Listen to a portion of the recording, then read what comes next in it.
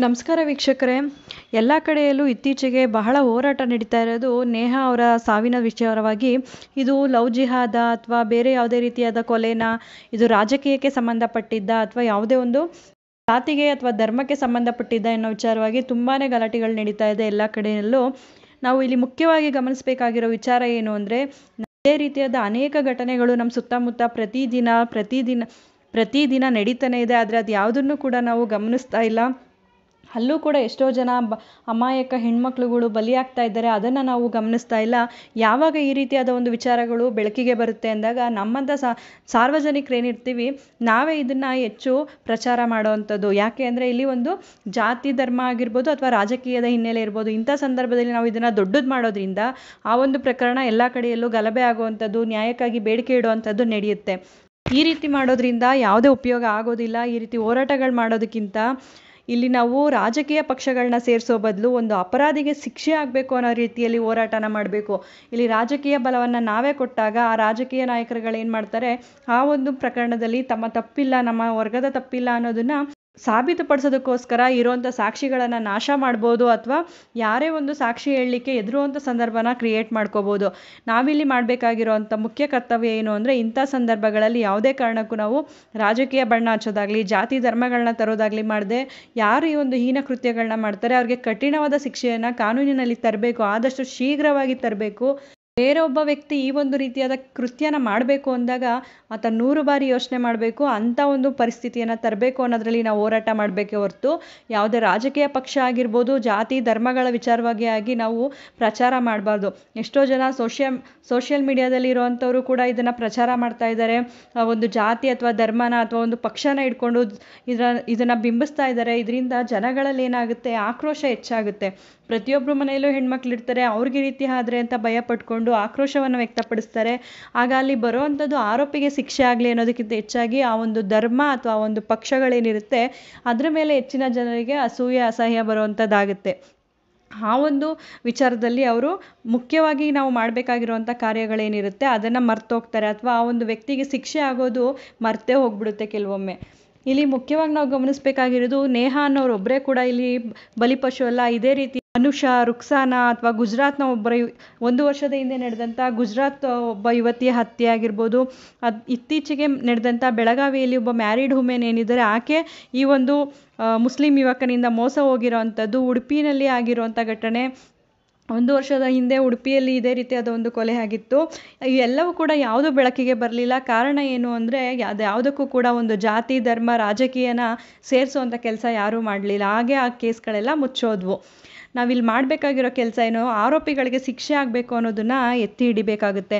ಯಾರೆಲ್ಲ ಈ ಘಟನೆಗಳನ್ನ ನೋಡಿರ್ತೀರಾ, ನಿಮಗೆ ನೇರವಾಗಿ ಹೋಗಿ ಹೇಳಲಿಕ್ಕೆ ಧೈರ್ಯನೇ ಬರೋದಿಲ್ಲ ಇಂಥ ಸಂದರ್ಭಗಳಲ್ಲಿ. ಯಾಕೆ ಅದರಲ್ಲಿ ರಾಜಕೀಯ ಇರುತ್ತೆ.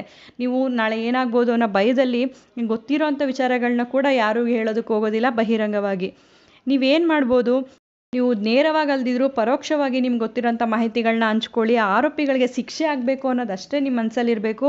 ಯಾವುದೇ ಒಂದು ಜಾತಿ ಧರ್ಮಕ್ಕೆ ನೀವು ಹೋಗಬಾರ್ದು. ಯಾಕೆಂದರೆ ನಾವು ಇಲ್ಲಿ ಮುಸಲ್ಮಾನರ ಜಾತಿಯನ್ನು ಹೇಳಲಿಕ್ಕೆ ಬರೋದಿಲ್ಲ. ರುಕ್ಸಾನಾ ಕೇಸ್ನೋ ನಿಮ್ಗೆ ಯಾರಿಗೂ ತಿಳಿದೇ ಇರ್ಬೋದು. ಹೇಳಬೇಕು ಅಂದರೆ ರುಕ್ಸಾನಾ ಕೇಸ್ನ ಯಾವುದೋ ಒಂದು ಸೋಷಿಯಲ್ ಮೀಡಿಯಾದಲ್ಲಿ ಒಬ್ಬರು ಹೇಳ್ದಾಗಲೇ ಅದ್ರ ಬಗ್ಗೆ ನನಗೆ ನೇಹಾ ಅವರ ವಿಚಾರಕ್ಕಿಂತ ಹೆಚ್ಚು ನೋವಾಗಿದ್ದು ರುಕ್ಸಾನಾ ಅವರ ಕೇಸಲ್ಲೂ ಕೂಡ. ಯಾಕೆಂದರೆ ಇಲ್ಲಿ ಒಬ್ಬ ಹಿಂದೂ ವ್ಯಕ್ತಿ ರುಕ್ಸಾನಾ ಅನ್ನೋ ಒಂದು ಮಹಿಳೆಗೆ ಮೋಸ ಮಾಡಿ ಮದುವೆ ಆಗೋದಾಗಿ ನಂಬಿಸಿ, ಆಕೆ ಗರ್ಭಿಣಿ ಆದಾಗ ಆಕೆನ ಮದುವೆನೂ ಆಗಿ ಜೀವನ ಕೊಡ್ತೀನಿ ಅಂತ ಹೇಳಿ ನಂಬಿಸಿ ಒಂದು ಕಡೆ ಇಟ್ಟು, ಮತ್ತೆ ಆಕೆಗೆ ಒಂದು ಗಂಡು ಮಗು ಕೂಡ ಆಗಿರುತ್ತೆ. ಈಕೆ ಇರೋದ್ರಿಂದ ನನಗೆ ತೊಂದರೆ ಆಗುತ್ತೆ ಅಂತ ಭಾವಿಸಿದಂಥ ವ್ಯಕ್ತಿ ಆಕೆಯನ್ನು ದಾರಿ ಮಧ್ಯದಲ್ಲಿ ಕರ್ಕೊಂಡು ಬರುವಾಗ ಪೆಟ್ರೋಲ್ ಹಾಕಿ ಆಕೆಯನ್ನು ಸುಟ್ಟು ನಡು ರಸ್ತೆಯಲ್ಲೇ ಬಿಟ್ಟು ಹೋಗ್ತಾನೆ. ಆ 1 ತಿಂಗಳ ಮಗುನ ಎತ್ಕೊಂಡು ಬೇರೆ ಕಡೆ ಹೋಗಿ ಒಂದು ನಿಂತಿರೋಂಥ ಎತ್ತಿನ ಗಾಡಿಯಲ್ಲಿ ಆ ಮಗುನ ಬಿಸಾಕಿ ಹೋಗ್ತಾನೆ. ಇಲ್ಲಿ ಮಾಡಿರೋವಂಥದ್ದು ಹಿಂದೂ ವ್ಯಕ್ತಿ ಪ್ರದೀಪ್ ನಾಯಕ್ ಅನ್ನೋಂಥ ವ್ಯಕ್ತಿ ಈ ಒಂದು ಕೆಲಸನ ಮಾಡಿರೋದು. ಇಲ್ಲಿ ಹಾಗಾದರೆ ನಾವು ಮುಸಲ್ಮಾನ ಸಮುದಾಯದ ಮಹಿಳೆಗೆ ಇಲ್ಲಿ ಮೋಸ ಆಗಿದೆ, ಆವಾಗ ನಾವು ಹಿಂದೂಗಳ ವಿರುದ್ಧವಾಗಿ ಹೋರಾಟ ಮಾಡಲಿಕ್ಕೆ ಬರುತ್ತಾ? ಯಾರಾದರೂ ಈ ಒಂದು ವಿಚಾರವಾಗಿ ಹೋರಾಟನ ಮಾಡಿದ್ದಾರೆ. ಯಾಕೆಂದರೆ ಆಕೆಯೂ ಕೂಡ, ರುಕ್ಸಾನಾ ಅನ್ನೋಳು ಕೂಡ ಒಂದು ಮನೆಯಲ್ಲಿ ಒಬ್ಬರಿಗೆ ಅಕ್ಕ ತಂಗಿ ಮಗಳು ಈ ರೀತಿಯಾಗಿರುವಂಥ ಈ ರೀತಿಯಾಗಿರ್ತಾಳೆ. ಅಷ್ಟೇ ಅಲ್ಲ, ಆಕೆ ಒಬ್ಬಳು ತಾಯಿಯೂ ಕೂಡ ಆಗಿದ್ಲು. ಆ 1 ತಿಂಗಳ ಮಗುನ ರಸ್ತೆಯಲ್ಲಿ ಬಿಸಾಕಿ ಹೋಗ್ತಾರೆ ಅಂದರೆ ಎಂಥ ಕ್ರೂರ ಮನಸ್ಸಿರ್ಬೋದು.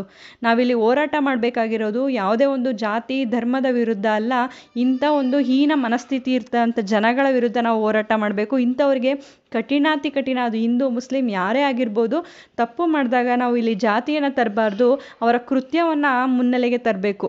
ಇದೇ ರೀತಿ ಎಷ್ಟೋ ಹಿಂದೂ ಅಥವಾ ಮುಸ್ಲಿಮರು ಮದುವೆ ಆಗಿ ತುಂಬ ಸುಖವಾಗಿರೋವಂಥವ್ರು ಇದ್ದಾರೆ. ಇಲ್ಲಿ ನಾವು ಹಿಂದೂನೇ ಮದುವೆ ಆಗಬೇಕು, ಮುಸ್ಲಿಮ್ನೇ ಮದುವೆ ಆಗಬೇಕು ಅಂತ ನಾವು ಹೇಳಲಿಕ್ಕೆ ಬರೋದಿಲ್ಲ. ಯಾಕೆಂದರೆ ಅವರು ಅದನ್ನು ನಾವು ಹೇಳಿದ್ರೂ ಕೂಡ ಅದು ಅವ್ರಿಗೆ ಮನಸ್ಸಿಗೆ ಹೋಗೋದಿಲ್ಲ. ನಾವು ಮೊದಲನೇದಾಗಿ ನೋಡಬೇಕಾಗಿರೋದು ಇಲ್ಲಿ ಕೇವಲ ಮುಸಲ್ಮಾನರ ಯುವಕರನ್ನು ಮದುವೆ ಆಗೋದಕ್ಕೆ ಹೋಗೋಂಥ ಯುವತಿಯರು ಫಸ್ಟ್ ಏನು ಯೋಚನೆ ಮಾಡಬೇಕು, ನಮ್ಮ ಸಂಪ್ರದಾಯ ಏನು, ನಮ್ಮ ಆಚಾರ ವಿಚಾರಗಳೇನು, ನಮ್ಮ ಪ್ರತಿನಿತ್ಯ ನಾವು ಹುಟ್ಟಿದಾಗಿನಿಂದ ಬರೋವಂಥ ಆಚರಣೆಗಳೇನಿರುತ್ತೆ ಅದು ಮುಸಲ್ಮಾನ ಒಂದು ಧರ್ಮಕ್ಕೆ ಹೋದಾಗ ಅದನ್ನು ಮಾಡಲಿಕ್ಕೆ ನಮಗೆ ಸಾಧ್ಯನಾ, ಅವರ ಒಂದು ಆಚಾರ ವಿಚಾರಗಳೇನಿರುತ್ತೆ ಅದನ್ನು ನಾವು ಪಾಲಿಸ್ಲಿಕ್ಕೆ ಸಾಧ್ಯನಾ.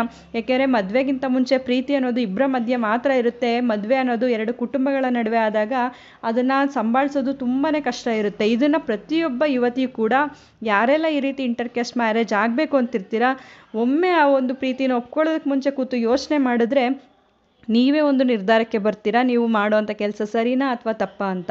ಆದರೆ ಆ ಯೋಚನೆ ಮಾಡದೆ ಈ ರೀತಿ ಆದಾಗ ನಾವು ಬರೀ ಮುಸಲ್ಮಾನರನ್ನೇ ದೂಷಣೆ ಮಾಡೋವಂಥದ್ದು ಅಥವಾ ಬರೀ ಹಿಂದೂವನ್ನೇ ದೂಷಣೆ ಮಾಡೋವಂಥದ್ದು ಮಾಡಬಾರ್ದು. ಮುಖ್ಯವಾಗಿ ಯಾರೂ ಕೂಡ ರಾಜಕೀಯದ ಬಣ್ಣನ ಹಚ್ಚಬೇಡಿ. ಈಗ ಒಬ್ಬ ಯುವಕ, ಮುಸ್ಲಿಂ ಯುವಕ ತಪ್ಪು ಮಾಡಿದಾಗ ಕಾಂಗ್ರೆಸ್ನ ಬೈಯುವಂಥದ್ದು, ಅಥವಾ ಹಿಂದೂ ಯುವಕ ತಪ್ಪು ಮಾಡಿದಾಗ ಭಾರತೀಯ ಜನತಾ ಪಾರ್ಟಿಗಳನ್ನ ಬೈಯುವಂಥದ್ದು, ಇಂಥ ಒಂದು ಸಂದರ್ಭಗಳನ್ನ ಸೃಷ್ಟಿ ಮಾಡಿದಾಗ ಅವರು ತಮ್ಮ ಪಕ್ಷಗಳನ್ನ ಸೇಫ್ ಮಾಡ್ಕೊಳ್ಳೋದಕ್ಕೆ ಏನೆಲ್ಲ ಮಾಡಬೇಕು ಆ ರೀತಿ ಮಾಡ್ತಾರೆ. ನೀವು ಸಾಮಾನ್ಯ ವ್ಯಕ್ತಿ ಅನ್ನೋ ರೀತಿಯಲ್ಲಿ ಈ ಒಂದು ಕೇಸ್ನ ತೆಗೆದುಕೊಂಡು ಹೋದಾಗ ಖಂಡಿತವಾಗಿಯೂ ನ್ಯಾಯ ಸಿಗುತ್ತೆ. ಆ ರೀತಿಯಲ್ಲಿ ನಾವು ಪ್ರಯತ್ನ ಪಡಬೇಕಾಗುತ್ತೆ. ಇಲ್ಲಿ ಕೇವಲ ನ್ಯಾಯ ಅನ್ನೋದು ನೇಹಾಗ್ ಮಾತ್ರ ಅಲ್ಲ, ಇದೇ ರೀತಿ ಅನುಷಾ, ರುಕ್ಸಾನಾ ಮತ್ತು ಅನೇಕ ಯುವತಿಯರು ಎಷ್ಟೋ ಜನ ಬೆಳಕಿಗೆ ಬರ್ದೇನೆ ಕಣ್ಮರೆಯಾಗಿ ಹೋಗಿದ್ದಾರೆ. ಅಂತೆಲ್ಲರಿಗೂ ಕೂಡ ನಾವು ನ್ಯಾಯನ ದೊರಕಿಸ್ಕೊಡ್ಬೇಕು ಅಂದರೆ ಮೊದಲನೇದಾಗಿ ಮಾಡಬೇಕಾಗಿರೋದು, ನಮ್ಮ ಮುಂದೆ ಈ ರೀತಿ ಅನ್ಯಾಯಗಳು ನಡೆದಾಗ ಅದಕ್ಕೆ ಸಂಬಂಧಪಟ್ಟ ವಿಚಾರಗಳನ್ನ ನಾವು ಹಂಚ್ಕೋಬೇಕು, ಬೇರೆಯವ್ರಿಗೆ ತಿಳಿಸ್ಬೇಕು ಏನಾಗ್ತಾ ಇದೆ ಅನ್ನೋದನ್ನು. ಇವೆಲ್ಲ ಮಾಡಬೇಕಾಗುತ್ತೆ. ಕೇವಲ ನಾವು ರಾಜಕೀಯ ಬಣ್ಣನ ಹಚ್ಚೋದಾಗಿರ್ಬೋದು ಅಥವಾ ಯಾವುದೋ ಒಂದು ಧರ್ಮವನ್ನು ದೂಷಣೆ ಮಾಡೋದು, ಯಾವುದೋ ಒಂದು ಪಕ್ಷನ ದೂಷಣೆ ಮಾಡೋದಕ್ಕಿಂತ ಈ ಒಂದು ಕೃತ್ಯನ ಮಾಡಿದಂಥ ಹೀನ ಮನಸ್ಥಿತಿಗಳಿಗೆ ನಾವು ಶಿಕ್ಷೆಯನ್ನು ಕೊಡಿಸ್ಬೇಕಾಗುತ್ತೆ.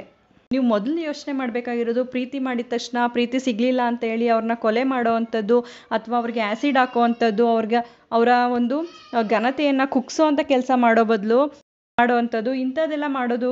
ಯಾರು ಮಾನಸಿಕವಾಗಿ ಅಸ್ವಸ್ಥತೆಯನ್ನು ಹೊಂದಿರ್ತಾರೆ ಅಂಥವ್ರು ಇಂಥ ಕೆಲಸಗಳನ್ನ ಮಾಡೋದು. ಇಲ್ಲಿ ಯಾವುದೋ ಒಂದು ಜಾತಿ ಧರ್ಮದಿಂದ ವಿಚಾರವಾಗಿ ಈತ ಮಾಡಿಲ್ಲ. ಯಾಕೆ ಅಂದರೆ ಈತ ನೇಹಾ ಕೇಸ್ನಲ್ಲಿ ಫಯಾಜ್ ಏನಿದ್ದಾರೆ, ಇವರು ಉದ್ದೇಶ ಏನಿತ್ತು ಅಂದರೆ ಆತ ಮದುವೆ ಆದರೆ ನೇಹಾ ಹಿಂದೂ ಧರ್ಮಕ್ಕೆ ಮತಾಂತರ ಆಗ್ತೀನಿ ಅನ್ನೋದು ಕೂಡ ಹೇಳ್ಕೊಂಡಿದ್ರು.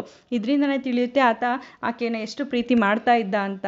ಅದೇ ಈ ಪ್ರೀತಿಯ ಹುಚ್ಚಾಟ ಅಂತ ಹೇಳ್ಬೋದು. ಇದನ್ನು ಪ್ರೀತಿ ಅಂತಲೂ ಹೇಳಲಿಕ್ಕೆ ಬರೋದಿಲ್ಲ. ಇದೆಲ್ಲ ಕೇವಲ ಒಂದು ಆಕರ್ಷಣೆ ಆಗಿರುತ್ತೆ ಅಥವಾ ಅವರ ಮನಸ್ಸಿನ ಸ್ವಾಸ್ಥ್ಯ ಅವರಲ್ಲಿ ಇರೋದಿಲ್ಲ ಅಂತ ಹೇಳ್ಬೋದು. ಈ ಒಂದು ರೀತಿಯಲ್ಲಿ ಮಾಡೋವಂಥ ಅಪರಾಧಗಳಿವು. ಅವ್ರಿಗೆ ಏನು ಮಾಡ್ತಾ ಇರ್ತೀವಿ ಅನ್ನೋ ಪರಿಜ್ಞಾನ ಕೂಡ ಇರೋದಿಲ್ಲ. ಈ ರೀತಿಯಾಗಿ ಮಾಡಬಾರ್ದು ಅಂದರೆ ಇದಕ್ಕೊಂದು ಕಠಿಣವಾದ ಶಿಕ್ಷೆ ಅಂತೂ ತರಲೇಬೇಕು. ಯಾವುದೇ ಒಂದು ಹೆಣ್ಮಕ್ಳಿಗೂ ಕೂಡ ಇಂಥ ಅನ್ಯಾಯ ಆಗಬಾರ್ದು. ಅದು ಕೇವಲ ನೇಹಾ ಆಗಿರಬಾರ್ದು, ಪ್ರತಿಯೊಬ್ಬರು ಹೆಣ್ಮಕ್ಳು ಯಾವುದೇ ಜಾತಿ ಧರ್ಮದಲ್ಲಿ ಈ ರೀತಿಯಾದ ಅನ್ಯಾಯಗಳಾದಾಗ ಅವ್ರಿಗೆ ಕಠಿಣ ಶಿಕ್ಷೆ ಆಗಲೇಬೇಕು ಅಂತ ಹೇಳಿ ನಾವು ಹೋರಾಟನ ಮಾಡಬೇಕು. ದಯವಿಟ್ಟು ಯಾರು ಕೂಡ ಇದಕ್ಕೆಲ್ಲ ರಾಜಕೀಯ ಅಥವಾ ಜಾತಿಯ ಬಣ್ಣನ ಹಚ್ಚಿ ನೀವು ಅವರನ್ನು ಆ ಒಂದು ಕೇಸಲ್ಲಿ ಏನಾಗಿದೆ ಅನ್ನೋದನ್ನೇ ಮುಚ್ಚಾಕ್ತಾ ಇರ್ತೀವಿ ನಾವು. ಯಾಕೆಂದರೆ ಅವರು ಬರೀ ರಾಜಕೀಯ ಅಥವಾ ಧರ್ಮದ ವಿರುದ್ಧವಾಗಿ ಹೋರಾಟಗಳನ್ನ ಮಾಡ್ತಾರೆ ಹೊರತು ಆ ವ್ಯಕ್ತಿಯ ವಿರುದ್ಧ ಹೋರಾಟ ಮಾಡೋದು ಅಥವಾ ಆ ಒಂದು ಘಟನೆ ಏನು ನಡೆಯುತ್ತೆ ಅದರ ವಿರುದ್ಧ ಹೋರಾಟ ಮಾಡೋದನ್ನ ಮಾಡಲ್ಲ. ಅಷ್ಟೇ ಅಲ್ಲ, ಈ ಒಂದು ಇಂಥ ವಿಚಾರಗಳಲ್ಲಿ ಯಾವುದೇ ಕಾರಣಕ್ಕೂ ಅವರ ಮನೆಯವರುಗಳಿಗೆ ತೊಂದರೆನ ಕೊಡೋದು ತಪ್ಪು. ಅಷ್ಟೇ ಅಲ್ಲ, ಆ ಒಂದು ಸತ್ತಂಥ ಹೆಣ್ಮಕ್ಳುಗಳೇನಿರ್ತಾರೆ ಅವರ ಚಾರಿತ್ರ್ಯ ವಧೆ ಮಾಡುವಂಥದ್ದು ಕೂಡ ಬಹಳ ತಪ್ಪಾಗುತ್ತೆ. ಯಾಕೆಂದರೆ ಅದನ್ನು ಡಿಫೆಂಡ್ ಮಾಡ್ಕೊಳ್ಳೋದಕ್ಕೆ ಅವರು ಇರೋದಿಲ್ಲ. ಅಂಥ ಸಂದರ್ಭದಲ್ಲಿ ನಾವು ಏನು ಹೇಳಿದ್ರು ನಡೆಯುತ್ತೆ ಅಂತ ಹೇಳೋದಕ್ಕೆ ಹೋಗಬಾರ್ದು. ಅಲ್ಲಿ ಪ್ರೀತಿ ಇತ್ತೋ ಇಲ್ವೋ ಅದು ನಮಗೆ ಸಂಬಂಧಪಟ್ಟಿಲ್ಲದೆ ಇರೋ ವಿಚಾರ, ಆದರೆ ಆತ ಮಾಡಿರೋದು ತಪ್ಪು. ಈ ನಿಟ್ಟಿನಲ್ಲಿ ಯೋಚನೆ ಮಾಡಿದರೆ ಅವನಿಗೆ ಶಿಕ್ಷೆ ಆಗಬೇಕು ಅಂತ ನಾವು ಯೋಚನೆ ಮಾಡಬೇಕಾಗುತ್ತೆ.